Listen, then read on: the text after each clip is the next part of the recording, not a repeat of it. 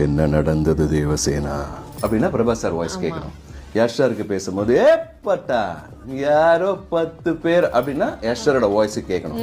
அப்படியே கட் பண்ணி ஷாருக் சாருக்கு பேசணும்னா ஏய் தங்கவலி என்ன சொன்ன மே ஐ கம் இன் எஸ் பேச பேசல எனக்கு அந்த மூவி கேரக்டர்ஸ் தான் சார் ஞாபகம் வருது. ஒரு ராக்கி பாய் கிட்ட ஒரு புஷ்பா கிட்ட பேசிட்டு இருக்க ஒரு ஃபீல் கொடுக்குறீங்க.